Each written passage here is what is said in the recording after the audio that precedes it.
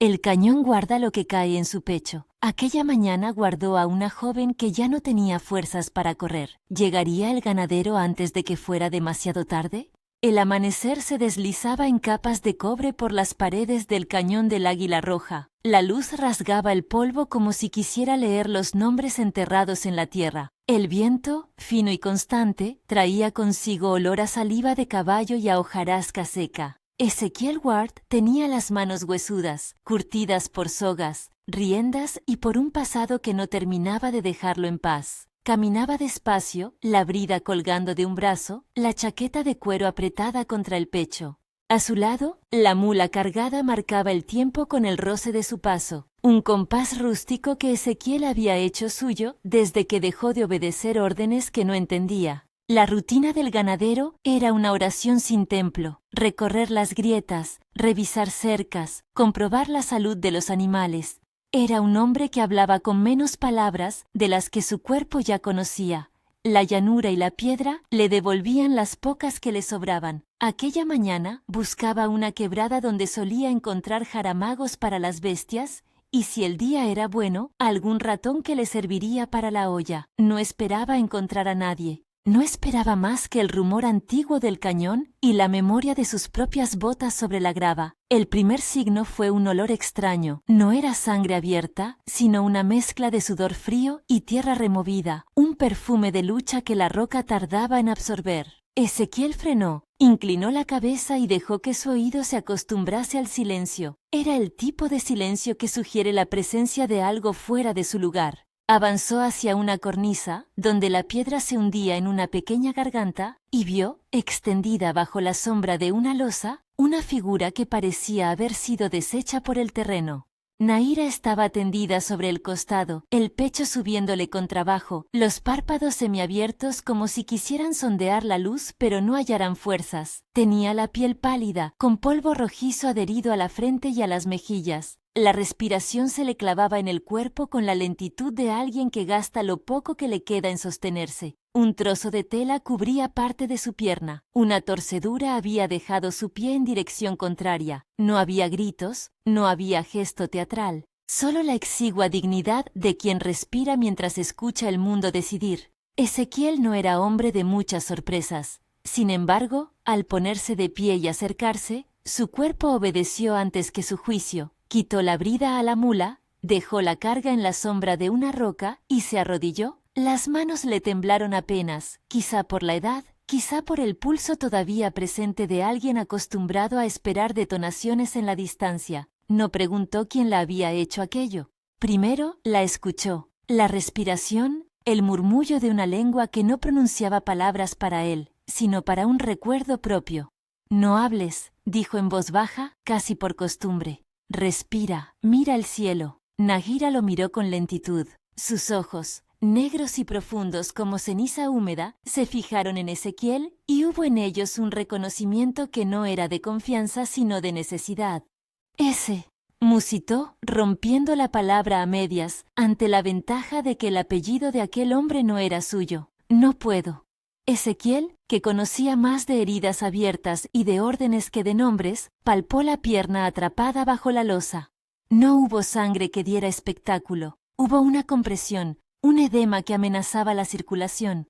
Ezequiel notó el pulso distante y luego la casi ausencia. Nunca fue doctor, pero sus manos recordaban vendajes improvisados en noches de patrulla y la lección de que el calor y la inmovilidad podían sostener la vida hasta que llegase algo mejor. Jaló con cuidado, tuvo la paciencia de los que han levantado troncos con la ayuda de cuerdas y de aquellos que ya han aprendido que tirar a lo bruto solo multiplica el daño. Creó un hueco, deslizó una pieza de cuero para amortiguar el filo de la losa y con 2 empujes cortos y calculados, liberó la extremidad. Nahira gritó apenas, un sonido contenido, que luego se volvió un gemido que se fue apagando en la boca del cañón. Ezequiel la envolvió con su camisa, dejando la tela manchada del polvo cobrizo como una marca de esa mañana. No dijo nada acerca de orgullos ni de preguntas que pudieran avergonzarla. La subió a la mula con delicadeza y colocó la carga de manera que ella quedara cobijada, protegiéndola del sol directo. Mientras la cargaba, notó algo en el silencio, huellas frescas, huellas que venían de la dirección del sendero principal, pisadas que no pertenecían a animales y que se perdían entre las piedras con la urgencia de quien no planifica pausas. No eran muchas, pero bastaron para sembrar un contorno de peligro. Ezequiel miró a Nahira, luego al sendero, sus dedos rozaron la bolsa de vendas, el frasco con alcohol fiado a la rutina, la navaja que llevaba siempre por costumbre. Había sido soldado, había aprendido a medir los tiempos. El tiempo de la fuga, el tiempo de la espera, el tiempo de los rescates.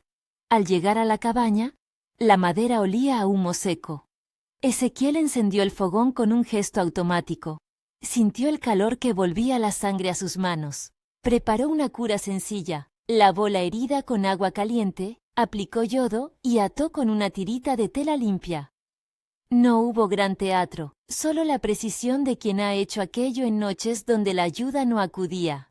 Nahira cerró los ojos. Por primera vez en mucho tiempo, su respiración ganó ritmo sin que ella tuviera que actuar en cada inhalación. ¿Cómo te llamas?, preguntó Ezequiel cuando la venda quedó atada. ¿Quién te busca? La joven apretó los labios. Dejó escapar una risa corta, amarga, que podía ser risa o recuerdo de cosas demasiado cercanas. Nahira, dijo. ¿Me llaman? Nahira. El nombre tenía fruta en la sílaba, como si procediera de una lengua que guardaba estaciones y nombres de ríos. Ezequiel repitió el nombre en silencio, como quien prueba una cuerda nueva y la deja vibrar para conocer su nota. No preguntó por su procedencia más allá de lo necesario. No ironizó. La dejó hablar cuando lo quiso y solo la interrumpió para pedirle que bebiera, que comiera un poco de pan remojado en café caliente, que dejara descansar la pierna en un cojín improvisado. Nahira obedeció. Su cuerpo, aunque magullado, obedecía a la promesa de calor. ¿Quién los busca?, insistió Ezequiel, midiendo la voz para que no pareciera un tirón. ¿Gente del pueblo? Ella lo miró ahora con más fuerza, proyectando en la mirada una vida compacta de pérdidas. Hombres que dicen poner orden, respondió, que arrancan lo que no entra en sus leyes. Silas Crow. El nombre cayó como una piedra en la olla del fogón. Ezequiel lo había oído. Silas Crow. No solo era un nombre, era la sombra de un hombre con ideas claras sobre lo que consideraba normal. Era el tipo de hombres que, cuando creían en una orden, la ejecutaban con la contundencia que otorga la convicción. Ezequiel movió una mano sin darse cuenta de que apretaba el borde de la mesa. Había oído historias de Crow, de su lengua filosa, de su habilidad para juntar seguidores con la promesa de seguridad, de su gusto por la ley hecha con guantes gruesos. Nahira contó lo que podía contar con pausas y saltos. Había huido en la madrugada tras una refriega, en la que la suya fue una decisión de supervivencia. No ofreció detalles que la degradaran. Habló de un grupo que creía que determinadas presencias alteraban el orden del pueblo. Habló de una casa quemada, de una noche donde la luna se partió en dos por el humo y las voces. Dijo que una mula había caído también, que alguien había dicho que las cosas podían limpiarse a golpes. Dijo, vinieron a buscar lo que era distinto. Dijo, yo corrí. Ezequiel escuchó, y en los huecos que quedaban, recordó otros días en los que la obediencia le había parecido fácil. Recordó el frío de su antigua cama en el cuartel, la cara de camaradas que habían marchado a órdenes no siempre justas. Había decidido entonces, sin saberlo del todo, que no quería ser el hombre que mira. Sus manos tenían memoria de esa decisión. No era heroísmo, era un rasgo de su carácter, no mirar. «Te quedas aquí», dijo, con la voz que ahora le pertenecía a la cabaña, «hasta que puedas moverte, hasta que veas que puedes caminar sin que te corten el aliento por miedo». Nahira sonrió sin mostrar demasiada gratitud. Su mirada se ancló en un punto que parecía más interno que la habitación. Cuando hablara, lo haría despacio, palabra por palabra. Por ahora, aceptó el refugio como quien toma una pieza de abrigo, imprescindible. «¿Por qué me ayudas?», preguntó en un susurro. «¿Por qué no te llamas guardia y me cruzas al pueblo?». Ezequiel dejó la taza de café a un lado, su mano encima de la mesa como si buscase la verdad en la textura de la madera. «Porque a veces no hay guardia que merezca la palabra», respondió, «y porque no puedo mirar y decir que no es conmigo». La confesión quedó flotando, no era una explicación conveniente, era la razón de su acto. Ezequiel había cargado más de una vez con culpas que no eran enteramente suyas. Había aprendido que algunas decisiones eran peajes que uno pagaba por mantener intacta la propia conciencia. Tras la curación, consultó el exterior. El viento hablaba desde la ladera, traía voces lejanas que Ezequiel no pudo distinguir. Supuso que el pueblo aún dormía. Sin embargo, a media tarde, cuando el sol comenzó a declinar y la luz tomó un tinte más rojizo, llegaron los primeros signos de inquietud. Un caballo que pasó con prisa por el sendero principal, una figura que se asomó y luego desapareció. Ezequiel cerró las ventanas y subió una tabla al pestillo de la puerta. No era solamente por Nahira, era por la pequeña dignidad de aquel techo, por las herramientas, por la mula que debía guardar para la mañana. El viento se volvió un archivo que empezaba a susurrar nombres. Nahira buscó en su bolsa y sacó un amuleto pequeño, una pieza de metal con símbolos que no quiso explicar. No empleó la palabra fe para describirlo. La sostuvo como quien conserva una foto en la cartera. Ezequiel, por su parte, descolgó su viejo cinturón y lo dejó al lado de la cama. Era una pertenencia íntima. En su interior guardaba recortes del pasado, cartas que los años no habían borrado y el olor de un lugar al que ya no pertenecía. Era testamentario, silencioso. Por la noche, el pueblo comenzó a hablar. No era solo el rumor, era la certeza asociada a los pasos que regresaban de la ruta principal. Silas Crow no demoró. Llegó con una suficiencia calculada, como quien despliega una bandera sin pensar en la sombra que proyecta. Tenía detrás a varios hombres que imitaban su postura, hombros erguidos, voces que reclamaban orden como si la palabra fuera pavimento. El sheriff Thomas Riddle llegó antes de que la muchedumbre se agrupase. Riddle era un hombre con agotamiento en los pliegues de la cara. Había sido elegido para mantener el equilibrio entre la ley y la costumbre, pero la costumbre pesaba más que la letra en su despacho. Lo vieron hablar con Crow bajo la luz feble del portal. La conversación no fue larga. Riddle infló los hombros, miró hacia la cabaña en lo alto del sendero y luego a Ezequiel. Su voz, cuando habló, fue una mezcla de autoridad y cansancio. «No se puede permitir eso», dijo Crow directo. «Lo que altera la paz, lo que trae divisiones, hay que ponerlo en su sitio». «No se trata de dividir», replicó Riddle con esa cautela de quien conoce los límites del poder. «Se trata de ley y orden».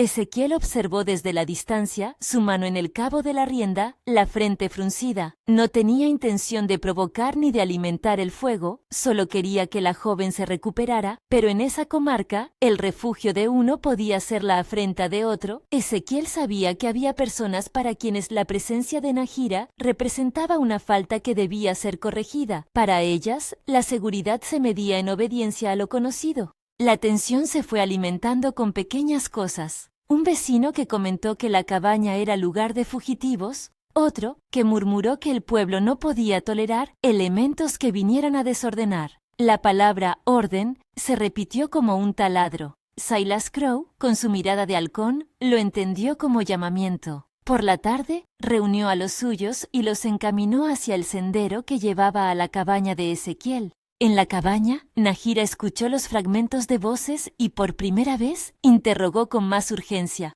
¿Vendrán?, preguntó, incapaz de ocultar el temblor debajo de las palabras. Ezequiel frotó la madera de la mesa con un movimiento que decía más de lo que decía la boca.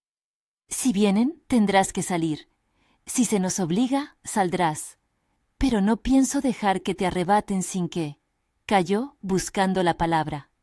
Sin que no lo intentemos. Ella lo miró. Había en sus ojos algo parecido a una decisión, un flotar entre el cansancio y el deber de resistir. No pidió asilo por orgullo ni por comodidad. Lo pidió por la certeza de que, si caía en manos de tipos con certezas absolutas, su destino sería menor que su vida. Ezequiel sabía que la lucha no era suya para ganar, pero era suya para sostener mientras la vida permaneciera al filo. Los hombres de Crow no tardaron en aparecer como sombras lineales que se recortaban sobre la colina. Sus linternas eran puntos de luz que se acercaban, la crujiente cadencia de botas que no venían a pedir, sino a exigir. La mula que había quedado en el aprisco relinchó, inquieta, y la noche se dividió en sonidos, voces, el roce metálico de armas, la respiración de la tierra. Ezequiel salió a la puerta con Nahira apoyada en el marco. No estaba armado con fusil, al menos no con la intención de usarlo. Su arma más contundente era la palabra y la certeza de su territorio. Conocía cada roca, cada recodo del sendero. Además, había detrás de él una historia de haber vuelto la espalda a órdenes que creyó injustas. No permitiría ahora que otros impusieran su ley sin que él plantase algo parecido a una resistencia. Crow llegó con paso medido, la sombra alargada tras su figura como si fuera su propia voluntad. Su voz no alzó el tono, no necesitaba hacerlo. Ezequiel Ward, dijo, has sacado a alguien que no te pertenece. Ezequiel apoyó la mano en la puerta, mantenía la calma que acompaña a quienes saben que su verdad no siempre se recibe con idéntica calma. Pertenece a nadie, respondió, pertenece a sí misma. Crow miró a Nahira como quien observa un objeto que evalúa por su utilidad. Sus hombres gruñeron, no por crueldad explícita, sino por el alivio que proporciona la pertenencia a una causa que no se cuestiona. Esto no es discusión, replicó Crow. Vendrá el pueblo. Si tu cobijo es cobijo para lo que causa desasosiego, habrá que actuar. Ezequiel sintió la dureza en la voz de Crow y, en ese instante, algo en el cañón pareció responder.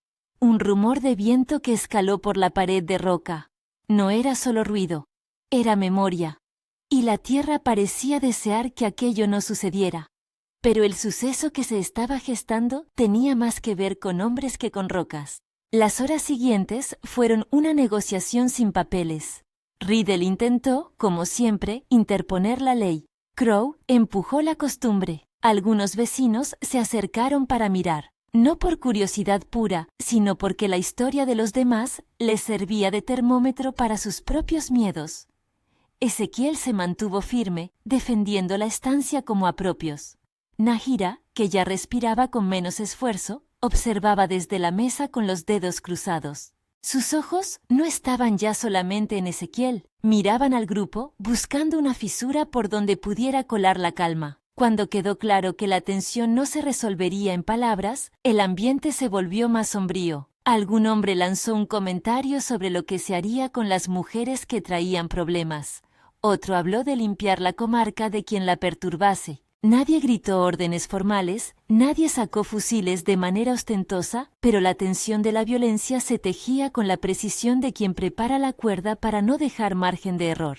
La mula de Ezequiel, que había vuelto a serenarse tras el revuelo, sufrió en ese vaivén del destino. Un disparo lejano, un ruido seco que no había pretendido herirla, provocó que la bestia cayera, quizá por el sobresalto, quizá porque su corazón de animal tomó la decisión de no seguir. La escena fue tan rápida como la sombra de un pájaro, la mula tumbada, el golpe seco contra la tierra, los ojos grandes que miraron al cielo y luego cerraron. Fue una pérdida que hacía tangible el precio del conflicto. No una gran batalla, no un gran derramamiento, sino un cuerpo tendido que sabía a sacrificio. Esa muerte materializó el peligro y quebró la pasividad de varios vecinos. La mula había sido, además de compañía, un recurso. Sin ella, la posibilidad de huir o de moverse quedó menos cierta. Ezequiel la miró y algo en su rostro se endureció. No por rabia, sino por la claridad que da el daño en carne propia. Nunca quiso que nadie, hombre o bestia, pagara su decisión. La caravana de linternas se apagó al fin. La gente retrocedió con una sensación de haber sido testigo de algo que ya no podía remediar. Silas Crow, en un gesto que fue a la vez derrota y advertencia, alzó la voz para anunciar. «Hoy no pasará nada más», dijo. «Pero esto no termina aquí». Con esas palabras, la muchedumbre se deshizo en murmullos y pasos que se alejaban. Riddle se quedó mirando, con la duda en la frente. Ezequiel miró a Nahira, su gesto una mezcla de cuidado y cansancio. La noche se hizo más pesada entonces, y el cañón pareció volver a respirar con un rumor antiguo. Esa noche, el fuego del fogón fue más que alimento, fue guardián. Ezequiel no cerró los ojos del todo. Se sentó en la puerta, la espalda apoyada en la madera, la vista en la ladera, donde aún se perdía la última luz. Nahira, envuelta en mantas, tomó una taza de café que él le tendió. Cada sorbo de café era un tiempo ganado. El aroma era el mismo que el de las mañanas pasadas en las que no había que levantar a tiros. Por un momento, ambos compartieron la pertenencia mínima que el calor del líquido otorga. Gracias, susurró Nahira, en un reconocimiento que no era de deuda, sino de reciprocidad. Ezequiel asintió. No aceptó el agradecimiento como pago. Lo miró con la dureza templada de quien ha decidido que ciertas cosas no tienen precio. Quédate, dijo. Un día. 2 si quieres, hasta que puedas decidir. Ella apretó la taza entre las manos, como si el tejido de su vida necesitara sostener algo sólido. La noche trajo, con la luna levantada, un silencio clavado en la piel del cañón. Ezequiel oyó el crujir de la madera, el latido de un corazón agradecido, los pasos lejanos del pueblo. Por la mañana, la fragancia de la salvia quemada ascendió en el aire. Alguien, en el pueblo, había encendido un fuego que era llamado de reunión o de exhibición. El viento siguió su papel de archivo. Llevaba desde la lejanía el sonido de más voces que se acercaban, más ruedas que partían sobre el camino. A lo lejos, en la loma, aparecieron las primeras luces. No eran simples centelleos, eran linternas, apareciendo como estrellas bajas que se desplazaban con decisión. Ezequiel no se sorprendió, esperaba la medida de las cosas. Empegó la mirada en las luces y calculó los tiempos. Pensó en las rutas, en los atajos, en cómo la gente suele seguir al que grita más fuerte. Había en él algo que no era valentía ni cobardía. Era cálculo y responsabilidad. Nahira, con los ojos abiertos como una herida que se niega a cicatrizar, dejó la taza en la mesa y se puso en pie con esfuerzo. Su pierna le dolía, pero su mirada se mantuvo firme. No me iré sin pelear, dijo, con una calma que podía no ser otra cosa que la resignación transformada en determinación. Ezequiel no replicó con un sí alfombrado de falsas promesas. La miró con la seriedad de quien conoce el costo. No tienes que hacerlo sola, murmuró. Si se empeñan en arrancar lo que no entienden, tendrás que elegir, pero no prometo victoria, prometo que no te dejaré sola. Ella asintió de nuevo. No es poca cosa, en aquel paisaje, que alguien te diga que no te dejará sola. Significaba que, aunque el mundo no ofreciera justicia, habría un lugar desde donde resistir. Las luces se multiplicaron ya en la base del sendero, los pasos eran más firmes, las voces más nítidas. Silas Crow avanzaba con una linterna en la mano y la tristeza de quien cree que su causa es justa. Riddle intentó un gesto final de contención, pero los hombres no venían a hablar. Venían a confirmar una decisión tomada. Muchos de ellos repetían lo que habían escuchado en la plaza, que el pueblo debía mantenerse unido frente a todo aquello que lo pusiera en cuestión. La palabra unidad sonaba distinta cuando quería cubrir miedo con seguridad. Ezequiel tomó su rifle, no para reclamar poder, sino para ser claro en su intención. No deseaba inflamar el conflicto. Su postura era la de quien sabe que el acto de pararse frente a otros ya es bastante riesgo. Preparó la puerta para que Nahira pudiera asomarse si hacía falta, revisó la cuerda del establo, la soga con la que había atado la mula caída. Todo gesto, por pequeño que fuese, pesaba en la balanza. Desde la lejanía, alguien lanzó un grito que partió la tarde y la llenó de sal. Las voces se acercaban, y con cada paso la pregunta que pendía en el aire encontraba nuevos ecos. ¿Llegaría el ganadero antes de que fuera demasiado tarde? Las linternas se acercaron. En la penumbra que precede a la noche cerrada, las formas se delinearon. Figuras armadas, rostros tensos, la comitiva que seguía a Silas Crow. En sus manos, los objetos cotidianos tomaban nuevo sentido. La linterna era faro de convicción. El lazo era símbolo de autoridad. La postura era la de quien tiene poco que perder, porque ya había apostado por algo mayor que la duda. Ezequiel se apoyó en el marco de la puerta. Nahira, a su lado, respiró hondo. La cabaña supo, por un momento, que la elección no era de uno, sino de varios. Afuera, los hombres pararon en el claro, y por un instante, el mundo pareció contenerse esperando la palabra definitiva. Silas Crow, tuvo la última palabra, no en volumen, sino en intención.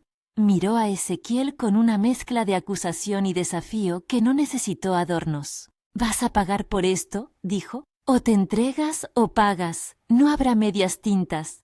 Ezequiel no respondió con odio, respondió con la medida de la que es capaz su honestidad. «No es tu decisión», replicó, «no es la tuya». La tensión se enroscó como la cuerda de una guitarra a punto de romper. En el pueblo, las voces aguardaban. Entre la multitud, algunos se desviaban con remordimiento. Otros multiplicaban la amenaza con murmullos y expectativas. La noche, cargada de salvia y de humo lejano, aguardaba el desencadenamiento. Cuando las linternas comenzaron a acercarse de nuevo, algo pequeño y definitivo ocurrió. El viento se alzó con fuerza, arrastrando una nube de polvo que limó la distancia. La visibilidad cayó y en esa ceguera temporal una voz gritó. Un disparo retumbó a la distancia y la mula, ya caída, dio un último movimiento que estremeció la tierra. Fue suficiente para que todos los gestos se transformaran. El miedo encendió las manos, la rabia justificó los pasos y la posibilidad de una herida tangible flotó en el aire como una promesa cruel. Ezequiel sintió el pulso en las sienes. No era la primera vez que la muerte rondaba su vida. Sin embargo, cada vez que se presenta, exige que uno tome partido. Nahira se aferró a la mesa, su figura delgada y firme contra el miedo. Afuera, la comitiva se reanudó con prisa, como quien sigue órdenes que ya no se piensan. La tensión alcanzó una cuerda alta cuando una figura emergió del polvo. Un hombre joven que nadie conocía, con la cara tiznada y los ojos abiertos como pozos. Llegó corriendo, jadeando, con las manos en la cabeza como si llevara noticias que pesaban demasiado. «Han prendido fuego en la vieja caseta al oeste», gritó. «Dicen que fue para atraer a quien huye». Las palabras actuaron como gasolina. Un murmullo recorrió al grupo, se convirtió en indignación y enseguida en propósito. Silas Crow alzó la voz y llamó a los suyos. Riddle, por su parte, quiso restaurar la calma, pero sus palabras se perdieron entre tantas que clamaban. Ezequiel observó cómo la incertidumbre del pueblo se transformaba en acción y supo que aquello, al contrario de lo que muchos creían, no terminaría en silencio. La noche cerró el círculo con una certeza. Aquello que había empezado con un hallazgo en la cornisa no sería resuelto con la retirada de la gente. Tomaría tiempo, heridas y decisiones que dejarían marcas. Ezequiel volvió a mirar a Nahira. Ella le devolvió la mirada con la firmeza de quien ya había elegido no esquivar el combate de su propia dignidad. Mientras el grupo se reorganizaba y el humo lejano alzaba su último quejido, Ezequiel sintió en la boca el sabor rudo del café frío, y de algún modo, la suave determinación que le había empujado hasta allí le pareció más sólida que un juramento. Se ajustó la chaqueta, tomó una lámpara y la dejó sobre la mesa. No eran gestos heroicos, eran la cuenta de lo que podía hacer un hombre antes de que la noche lo obligase a algo que no estaba dispuesto a nombrar. Las linternas volvieron a moverse con dirección a la cabaña. El crujido de la gravilla bajo las botas marcó el compás de la inminencia. Ella apretó la mano de Ezequiel con una fuerza que no se correspondía con su cuerpo cansado. En esa presión residía la promesa de no entregarse dócilmente. Afuera, Crow alzó la voz con un filo que no admitía respuestas fáciles. «¿No vas a salir?», gritó, con el tono que no pregunta sino que impone. Ezequiel miró la línea de luces que rodeaba la cabaña como un collar de estrellas bajas. Respiró hondo, y por primera vez en mucho tiempo, la elección pesó como una losa clara. Habría que resistir o ceder, ahí, en el claro, frente a la mirada de muchos. Detrás de las luces, el pueblo aguardaba. Adentro, Nahira buscó su propio aliento. Afuera, lo que vino fue la noche con su promesa de decisión. El cañón, siempre testigo, se mantuvo inmóvil, guardando el peso de la pregunta que se había hecho al principio. ¿Llegaría el ganadero antes de que fuera demasiado tarde? Si te interesa este tipo de historias, suscríbete y acompáñanos en el próximo episodio del Oeste, donde continuaremos con lo que ocurre cuando las decisiones se vuelven inevitables. El viento mordía la ladera con más insistencia, las voces se tensaron. A unos pasos, Silas Crow no decía ya palabras. Sus manos tomaban la forma de quien sabe que algo grande se aproxima. Riddle, con la duda pintada en el rostro, dio un paso hacia adelante para interponer su sombra entre la cabaña y la turba. Hubo un silencio breve, cargado de polvo y de recuerdos.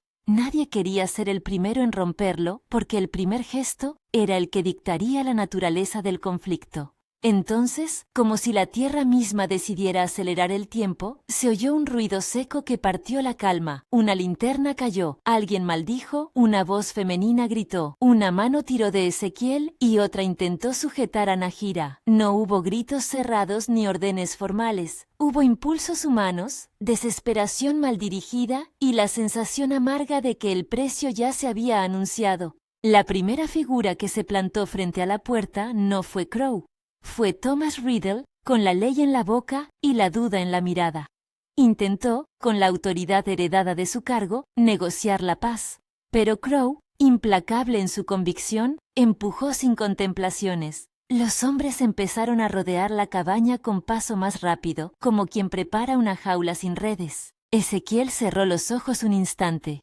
Contó los latidos como antaño contaba las horas en calidad de soldado.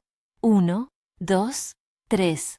No había espacio para la duda que no fuera acción. Levantó la vista y vio la línea de vecinos dividida en dos.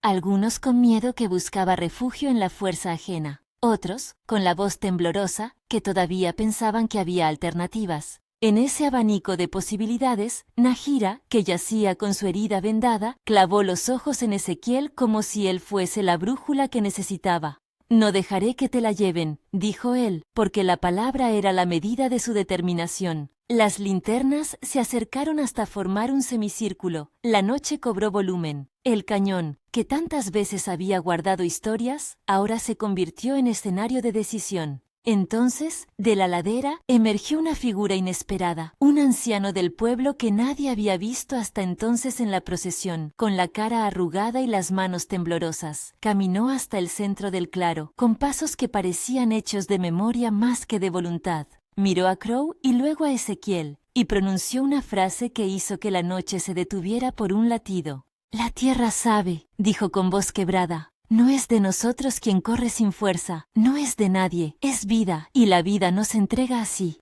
La frase flotó como un eco de algo anterior a las disputas humanas. Algunos guardaron silencio, otros se sintieron desconcertados. Crow, con la frente ceñida, respondió con dureza. Riddle, por un momento, encontró en las palabras del anciano una fisura que no sabía cómo ocupar. La disputa seguía abierta, pero la noche ya no era solo un escenario de imposición. Era un campo donde la memoria y la compasión se permitían una palabra. Todo acabó en un instante que no era de resolución sino de promesa. Los hombres bajaron las linternas apenas un poco. Nadie retrocedió por completo. El ruido de la noche retomó su lugar, con el polvo que volvía a sentarse sobre las huellas recientes. La mula, que había yacido inmóvil, dejó un hueco en la historia que nadie podría llenar. Ezequiel, con las manos manchadas de tierra, supo que aquella victoria, si lo era, sería pequeña y costosa. La cabaña volvió a ser refugio y, al mismo tiempo, señal de que la decisión de proteger algo puede marcarte para siempre. Nahira miró al anciano y luego a Ezequiel. En su frente había una calma que no pedía heroísmos. «Me quedaré», dijo con voz clara. «No porque crea que no habrá más noches, sino porque hay manos que ya me han sostenido». Ezequiel tomó la taza de café frío y la acercó a sus labios. No supo si el sabor embotaría la fatiga o la reforzaría. Afuera, la última linterna se apagó, pero el rumor del pueblo ya había instalado su presencia. La noche sería larga y las decisiones costosas.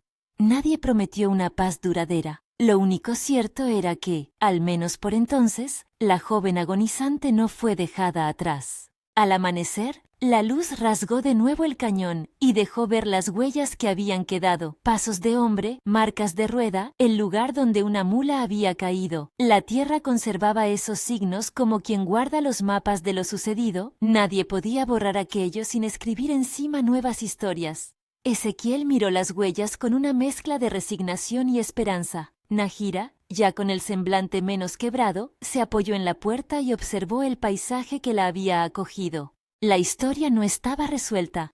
Silas Crow había anunciado que aquello no terminaría. pero en medio del polvo y del dolor había nacido una posibilidad, la de quedarse y enfrentar lo que viniera juntos, con costos que sabían que serían reales. El cañón, como siempre, recogía y recordaba. Si esta historia te ha atrapado, comenta qué habrías hecho tú en el lugar de Ezequiel y comparte este relato con alguien que disfrute de historias del oeste. El día que siguió a la larga noche fue una sucesión de pequeños rituales que parecían desechar la posibilidad de que lo ocurrido hubiera sido una excepción. Ezequiel se movía con la calma de quien conoce la anatomía de la urgencia. No había prisa sin propósito, no había gestos sin medida. Reanudó la curación de la pierna con la paciencia de siempre. Limpiar, secar, vendar de nuevo cuando la tela se había humedecido, revisar el pulso, llevar más agua al fogón para el té. Cada operación era una afirmación de que la vida podía tenderse en finos hilos y que con manos constantes se mantenían unidos.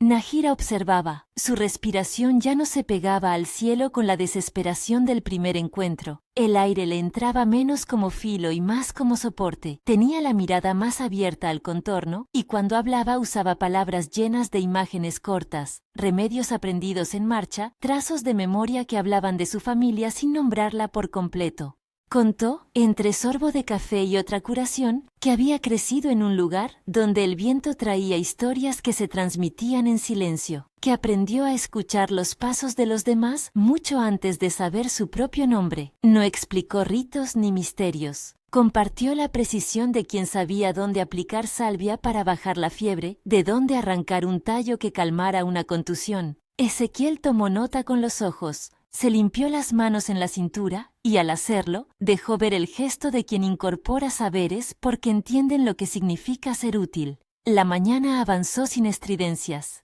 El sol escupía su brillo por la grieta del cañón y en la lejanía, la vida del pueblo continuaba con su rumor habitual. Pero aquel rumor ya no era neutral. Había, bajo la cotidianidad, una vibración que traía consigo nombres y decisiones. Silas Crow no había olvidado su advertencia y la gente que le seguía tampoco. La conversación en voz baja se repetía en la plaza, en la herrería, en la iglesia de madera. Había quien creía que proteger a la joven era un acto de justicia y quien lo consideraba un riesgo inaceptable. Thomas Riddle volvió a la cabaña una vez más antes de mediodía.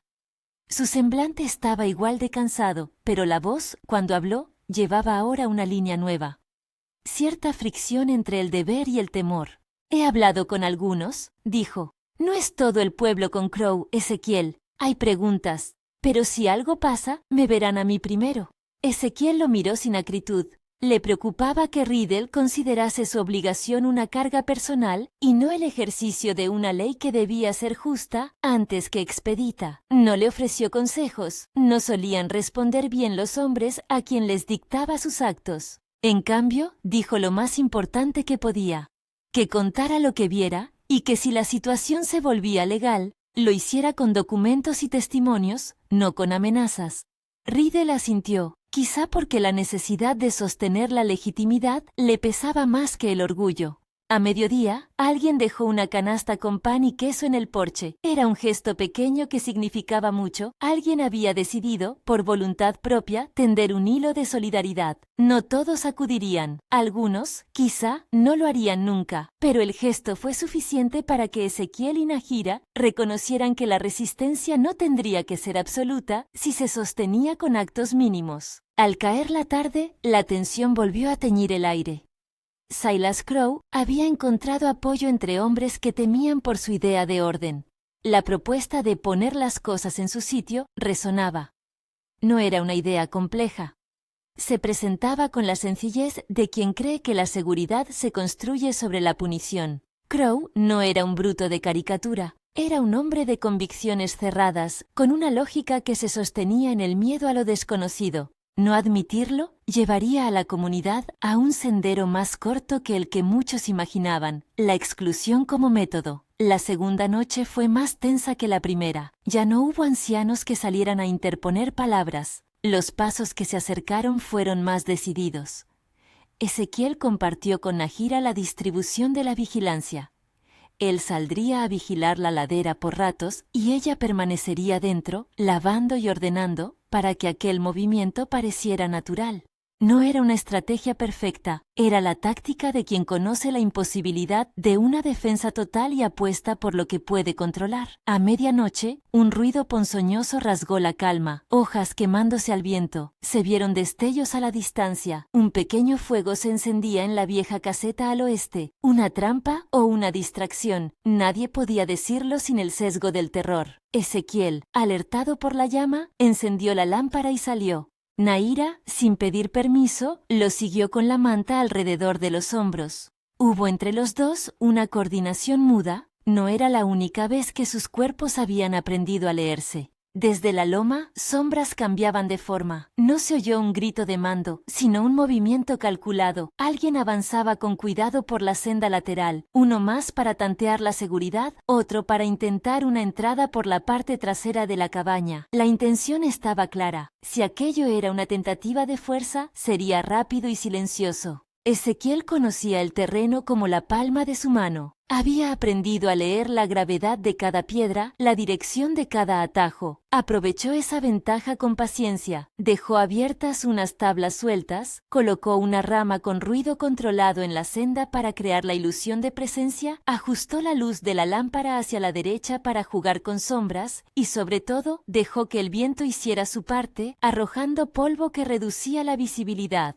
No era plan heroico, era usar los elementos. Cuando las figuras se acercaron, no esperaban la inteligencia que ofrece el trabajo con la tierra. Uno de ellos, un joven que trató de pasar por debajo de la valla trasera, resbaló en una piedra suelta y quedó atrapado con la pierna doblada, no en forma dramática, sino cediendo ante el tacto duro del suelo. Malherido, más por sorpresa que por daño, emitió un quejido que rompió la noche. Sus compañeros, desconcertados, vacilaron. La intención de sigilo se trocó en la posibilidad de un escándalo. Ezequiel, con la linterna en el rostro, salió entonces sin arma blandiendo la palabra como herramienta. ¡Alto! ¡Paren!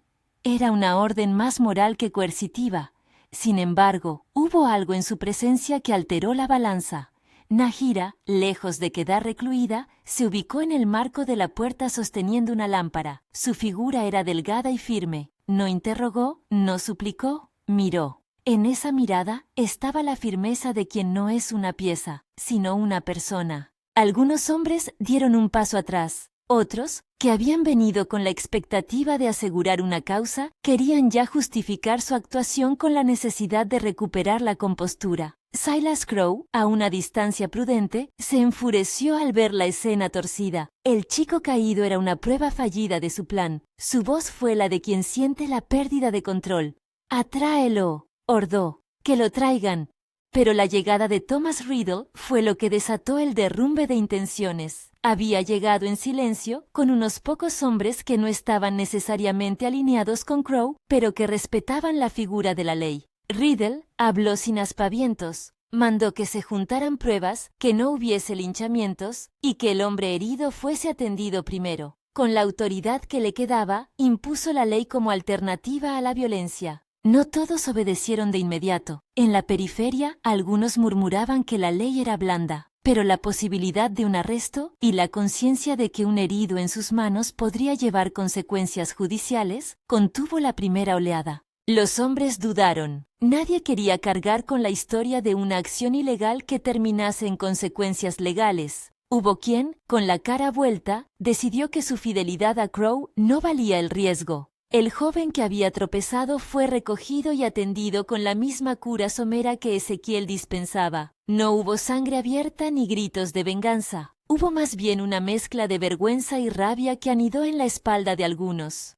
Crowe se retiró con su furia contenida, dejando palabras que eran advertencias envueltas en amenaza, la idea de que aquello no quedaría así. Riddle, entretanto, pidió claridad, que se recolectaran testigos, que se dejara constancia de lo ocurrido y que nadie tomase la justicia por su mano. Para algunos fue una luz de sensatez, para otros, la enmienda de su coronilla de violencia.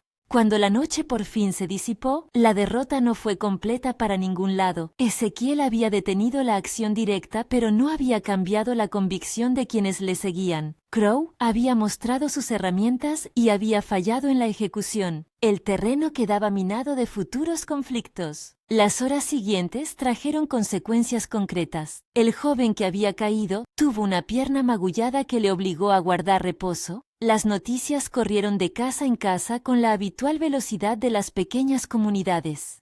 Riddle prometió, con cierto alivio, investigar comportamientos.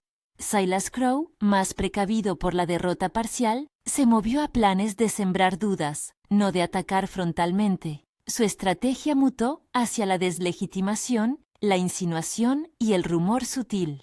En pueblos como aquel, los ojos podían ser herramientas más potentes que las armas. Con las primeras luces del alba, la cabaña recuperó una atmósfera de cansancio que no era del todo derrotada. La salvia quemada seguía en el aire, dejando un rastro que algunos cuidadores del pueblo considerarían una ofrenda o un signo de presencia. Nahira se movía con menos torpeza y más decisión. Su pierna le dolía, pero la dignidad de su paso no había sido vulnerada por las noches. Ezequiel la observaba con la atención de un hombre que reconoce la valentía en los gestos pequeños, la manera en que ella cortaba un pan, cómo alineaba tazas en la mesa, la forma de dejar un rincón de la cabaña limpio con cuidado metódico. Hubo, con el paso de los días, una tregua ambigua. La gente no atacaba abiertamente, pero tampoco ofrecía hospitalidad. Algunos entregaban alimentos a escondidas, cuando nadie veía. Otros cerraban puertas al pasar. La comunidad se fragmentó en pequeños gestos que decían más que discursos. Eso fue un alivio y una condena a la vez. Nahira estaba viva y amparada, pero su presencia era una llama que obligaba a cada persona a tomar partido, aunque fuese con un pan dejado en una puerta. Ezequiel y Nahira empezaron a transformar la cabaña en algo más que un refugio. La convirtieron en un taller de pequeñas reparaciones. Ella enseñó a Ezequiel cómo preparar infusiones para las contusiones, cómo usar la salvia para aliviar dolores. Él le mostró cómo afilar herramientas, cómo trazar una lectura simple del tiempo para prever tormentas. No todo era cura. Hubo conversaciones sobre caminos, rutas seguras y la manera de moverse sin llamar la atención. A veces, en la oscuridad, hablaban de cosas que no eran esos asuntos prácticos, de por qué uno sigue de pie frente al mundo, de cómo el pasado se deja sentir en las manos. Los cambios lentos que llegaron al pueblo no fueron fruto de una sola acción, fueron el resultado de pequeñas resistencias. La vieja del molino que empezó a dejar ropa limpia en la cabaña. El niño del herrero que sin quererlo se acercó a ver cómo Nahira tejía con trozos de cuerda, no porque le interesase la artesanía, sino por la presencia humana. Un agricultor que, después de hablar a solas con Riddle, dejó una bolsa de semillas en la cerca y se fue. Ninguna de esas acciones eliminó la hostilidad, la mitigaron. En un lugar donde la pertenencia se medía a menudo por el miedo, la compasión llegó como un remedio lento. Silas Crow no desapareció. Su amenaza persistía como una nota en la orilla de la memoria. Había quienes seguían a sus palabras como quien cree en la limpieza que ofrecen las soluciones simples. Ezequiel lo sabía. No fantaseó con derrotas absolutas, tampoco con victorias totales. Su pacto con Nahira no se alimentaba de grandes promesas, sino de la realidad compartida. Él le ofrecía techo y cuidado, ella le ofrecía compañía y la habilidad de no dejarse arrastrar por la desesperación. Con el tiempo, la figura de Riddle dejó de ser el árbitro exhausto y se convirtió en el puente más estable entre la ley y la necesidad. No fue un héroe, fue un funcionario que hizo lo que pudo para que lo irregular se atase con papeleo. Se interpusieron testimonios, se registraron hechos, la tentativa de entrada, el joven herido, los mensajes. Nada de aquello borró la tensión política de la comarca, pero sirvió para hacer que la memoria de los actos quedara registrada. Para los vecinos que oscilaban entre la convicción de Crow y la paz, esas actas ofrecían una excusa para elegir la prudencia sobre la impulsividad.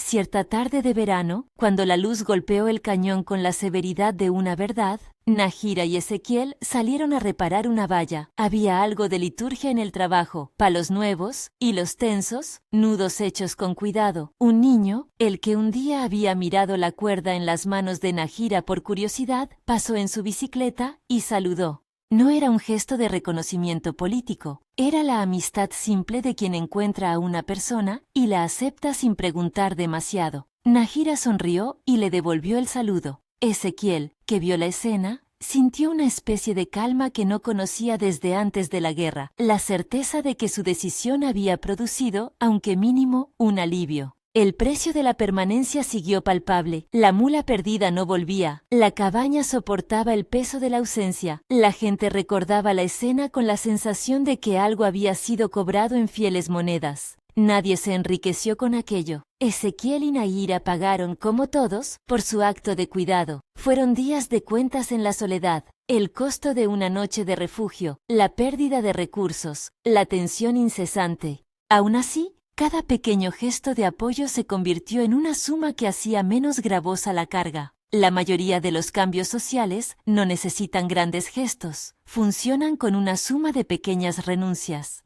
En el pueblo hubo quien renunció a hablar mal por miedo a quedar asociado con Crow. Hubo quien, por el contrario, se atrevió a comentar que quizá la ley no debía reducirse a la violencia. La palabra unidad dejó de ser un arma y empezó a transformarse, para algunos, en una posibilidad de coexistencia incómoda pero real. Los meses pasaron con la lentitud que acompaña a las heridas que se curan, a veces con avances, otras con recaídas. Nahira aprendió a montar de nuevo en la mula de un vecino cuando sacaban alguna carga. Empezó a caminar distancias cortas, a mirar el cielo con menos ansiedad. Ezequiel aprendió a aceptar compañía en sus desayunos, a compartir la mesa sin convertirla en tribunal. No hubo promesas de perfección. Hubo, en su lugar, una decisión compartida, quedarse y pagar el precio de la permanencia. Silas Crow siguió siendo un rumor, y a veces un visitante en la distancia. Hizo amenazas, reunió a quienes le seguían, y como todo hombre de convicción autoritaria, intentó vender la idea de un orden claro, pero las acciones repetidas y sin control terminan por desgastar a los que las comandan. La gente que apoyó a Crow fue perdiendo la energía de su furor, o bien trasladó su fanatismo a otros asuntos menores. Ninguna victoria completa nació de su lado. No era que la historia hubiera terminado, era que el conflicto había cambiado de forma. Crow seguía allí, aunque con menos poder del que le atribuía su propia voz. Una mañana, al cabo de varios meses, Ezequiel y Nahira subieron juntos hasta el borde de la cornisa, donde la primera vez se habían encontrado. Era un lugar que olía a salvia y a polvo viejo, con marcas en la roca que contaban historias de tramposas lluvias y de soles que lo habían cincelado todo. Nahira apoyó la mano en la piedra y miró el sendero por donde había corrido. No habló de su huida, no había necesidad. Su silencio era una corona de cosas dichas sin usar palabras. Aquí mismo, murmuró Ezequiel, fue por aquí. Ella asintió, y luego, con una decisión liviana, dijo, me quedo. La frase no llevaba pena ni alarde, llevaba la medida de quien asume que la permanencia es un acto de valentía tanto como de esperanza. Él la miró, y en esa mirada hubo un pacto renovado. No era una promesa de seguridad perpetua, era la aceptación de que, mientras permaneciesen de pie, existía la posibilidad de que algo pudiese construirse. Con el tiempo, la cabaña volvió a tener más ruido del que tenía antes. Risas pequeñas, pasos, a veces visitas de personas que habían elegido no cerrar por completo su puerta. Nahira enseñaba a un puñado de niños a reconocer plantas útiles y a cocinar un pan rústico. Ezequiel trabajaba la tierra y reparaba enseres. No hubo títulos ni estandartes, solo una tregua práctica. La comunidad no se transformó de la noche a la mañana, pero comenzó a recordar que la convivencia exige esfuerzo permanente. El cañón del Águila Roja siguió siendo, por supuesto, el archivo de todas esas historias. Guardaba huellas, polvo, pequeñas piezas de memoria. Nada borró las marcas de la mula caída, ni las pisadas de hombres que habían cruzado en busca de respuestas. Permanecían como cicatrices en la piel de la tierra, pero también acogía las huellas nuevas. La marca de una rueda reparada, el surco de una herramienta que cavó para sembrar, la huella de unos zapatos que se acercaban sin intención de hacer daño.